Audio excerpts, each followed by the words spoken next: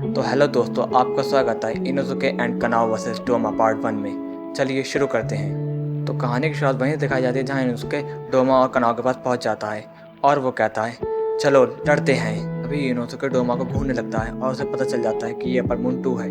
तो वो उसे मारने की बातें करने लगता है ताकि वो हाशिरा बन सके। हा, मैं इसे मार दूंगा और मैं हाशिरा बन जाऊंगा तो लोग मुझे क्या कहेंगे, बीस्ट हाशिरा या फिर फेक हाशिरा। तो कनाओ तुम बताओ कौन सा नाम सुनने में अच्छा लग रहा है। लेकिन एक मिनट, तुम्हारा ये हाल किसने किया? अगर तुम्हें कुछ हो गया तो शिनोबू पागल हो जाएगी। एक मिनट, कहीं शिनोबू मर तो नहीं गई?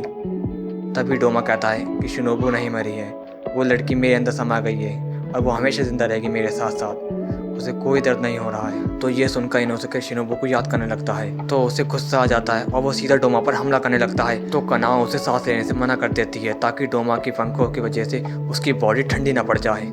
तो डोमा उससे बचकर अपने पंखे से इनोसुके की गर्दन पर हमला कर देता है, लेकिन इनोसुके अपने पैर मार के उसके पंखे को दूर कर देता है। तो डोमा कहता है तुम्हारी फ्लेक्सिबिलिटी कमाल की है, लेकिन तुमने ये मास्क कैसे पहन रखा है? तो हम देखते हैं कि इनोसुके कनाव की तलवार उसे वापस कर रहा होता है। ये देखकर डोमा शॉक हो जाता है और वो इनोसुके पर हमला कर देता है, पर इनोसुके उसे एक लात मारता है जिससे डोमा दूर चला जाता है। तो डोमा कहता है कि तुम तो सच में कमाल हो, लेकिन एक मिनट, ये अपनी तलवार को ऊपर क्यों कर रहा है? मैं तो उसकी पहुंच से बहुत दूर हूँ। तभी इनोसुके के हमले से डोमा की आंखें कट जाती हैं। डोमा भी कंफ्यूज हो जाता है कि आखिर उसके साथ हो क्या गया। तो हम देखते हैं कि ये सब कुछ इनोसुके ने अपने जॉइंट को डिसलोकेट करके किया होता है। तो इनोसुके कहता है कि ये टेक्निक अभी भी मेरी सही नहीं हुई है। मैं तो तुम्हारे सर पे हमला करना चाहता था, लेकिन मेरा निशाना मिस हो गया। तो इस पर डोमा बोलता है कि क्या तुम अपने जॉइंट को रिलोकेट कर सकते हो? मैंने अपनी पूरी जिंदगी देख ली, लेकिन मैंने ऐसा बच्चा अभी तक नहीं देखा। इससे तुम्हें दर्द नहीं होता? मैं देखकर तो ऐसा लग रहा है कि तुम्हारी एग्जिस्टेंस एकदम बिगड़ी हुई है। तो इनोसुके कहता है कि ऐसा तो होना ही था, क्योंकि इनोसुके करोड़ों में एक है और तुम मेरे सामने कुछ भी नहीं हो। तभी हम देखते हैं कि इनोसुके का मास्क गायब हो जाता है और वो डोमा के हाथ में होता है, जिसे देखकर इनोसुके को बहुत गुस्सा आ जाता है।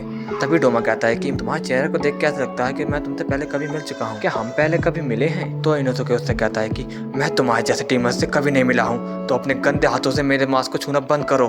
लेकिन डोमा कहता है कि नहीं नहीं, हम जरूर मिले हैं। तो इनोसुके को गुस्सा आने लगता है तो कनाओ से शांत होने के लिए कहती है। तभी डोमा अपनी उंगली अपने दिमाग में डालने लगता है ताकि वो याद कर सके कि वो इनोसुके से कहाँ मिला है। तभी डोमा को याद आ जाता है कि वो उससे कहाँ मिला है। वो इनोसुके से कहता है कि हाँ, ये किस्सा 15 साल पहले का है। मैं एक लड़की से मिला था जो लगभग 17-18 साल की थी और उसके पास एक बच्चा भी था। उसका पति उसे बहुत मारता था और उसकी सास भी उसे बहुत परेशान करती थी, जिस वजह से मेरे इटर्नल पैराडाइज ने उसे अपने पास रख लिया, क्योंकि उसके पास कहीं और जाने की जगह नहीं थी। और जब मैं उससे मिला था तो उसकी बहुत बुरी हालत थी। वो मार खाने की वजह से काफी ब्लाइंड हो गई थी और जैसे ही मैंने उसे छुआ वो एकदम ठीक हो गई। उसकी आंखें बिल्कुल तुम्हारी जैसी थी। मुझे ऐसा लगता है कि वो पक्का तुम्हारी माँ ही थी और वो काफी सुंदर थी। तो इस पर इनोसुके कहता है कि मेरी कोई माँ नहीं है, मुझे जंगली सुअरों ने पाला है। तो इस पर डोमा कहता है कि तुम्हारे कहने का मतलब है तुम्हें सुअरों ने जन्म दिया है, लेकिन एक ह्यूमन को तो सिर्फ ह्यूमन ही जन्म दे सकता है।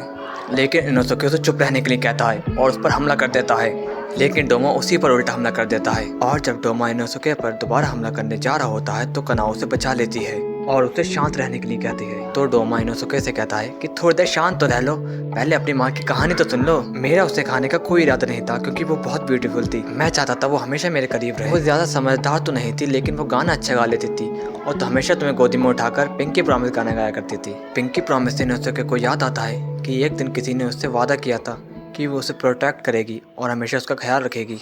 और इनोसुके को याद आता है कि जो चेहरा उसे याद था वो शिनोबू का नहीं था। तभी डोमा कहता है कि मैं तुम्हारी माँ कोतोहा को मरने तक अपने पास रखना चाहता था, लेकिन उसे पता चल गया था कि मैं अपने वेल विशेष को खा जाता हूँ। मेरे समझाने के बावजूद भी उसे कुछ समझ में नहीं आया और वो मेरे टेम्पल से भाग गई। तभी हमें इनोसुके की माँ दिखाई जाती है जो इनोसुके से कह रही होती है कि मुझे माफ़ करना इनोसुके, तुम्हारी माँ सच में बहुत स्टूपिड है। मैंने हमेशा गलती की है और मैं हमेशा गलत रास्ते पे चली हूँ, इसलिए मुझे माफ़ कर दो। यहाँ पर भागने की कोई जगह नहीं है जिससे मैं तुम्हें बचा सकूँ। तभी इनोसुके की माँ इनोसुके को पानी में फेंक देती है जिससे वो डोमा से उसे बचा सके। तब डोमा कोतोहा के पास आके कोतोहा को खा जाता है। तभी हमें प्रेजेंट दिखाया था जहाँ डोमा इनोसुके से कहता है कि तुम्हारी माँ की किस्मत बहुत खराब थी, उसे कभी खुशी नहीं मिली। तो इनोसुके को फिर से अपनी माँ याद आने लगती है, जिस वजह से उसे और गुस्सा आ जाता है। तभी इनोसुके डोमा से कहता है कि तो ये डीमन वो है जिसने मेरी माँ और मेरे दोस्तों को मेरी आंखों के सामने मारा है। तुम्हारा बहुत बहुत शुक्रिया कि तुमने मुझे बता दिया। अब मैं तुम्हारा गला नहीं काटूंगा, अब मैं तुम्हें दिखाऊंगा कि असली नर्क कहते किसे हैं। लेकिन डोमा उससे कहता है कि तुम्हें सुअरों ने पाला है, लेकिन तुम्हें फिर भी बातें करना आता है, लेकिन मैं तुम्हें एक चीज़ बता दूं कि हेल और हेवन जैसी कोई चीज़ नहीं होती, ये सिर्फ लोगों की फैंटेसी है। जो पर्सन अपनी लाइफ सच्चाई के साथ जीता है उसकी लाइफ बहुत बुरी होती है, लेकिन जो पर्सन बहुत बुरा होता है उसकी लाइफ काफ़ी इंटरेस्टिंग होती है, क्योंकि उन्हें सज़ा देने वाला कोई नहीं होता और कमज़ोर लोगों को ये लगता है कि उन्हें उनकी सज़ा हेल में मिलेगी। लेकिन लोग काफ़ी बेवकूफ़ होते हैं, ऐसा कुछ नहीं होता। इस बात पर इनुसुके कहता है कि अगर इस दुनिया में हेल नहीं है तो मैं तुम्हारे लिए हेल बना के रहूंगा, इसलिए चुप हो जाओ और मेरी माँ के बारे में बोलना बंद करो। तभी इनुसुके डोमा पर हमला कर देता है। तो दोस्तों आज के लिए इतना ही। नेक्स्ट पार्ट के लिए वीडियो को लाइक करना और चैनल को सब्सक्राइब करना ना भूलें। तब तक के लिए बाय बाय।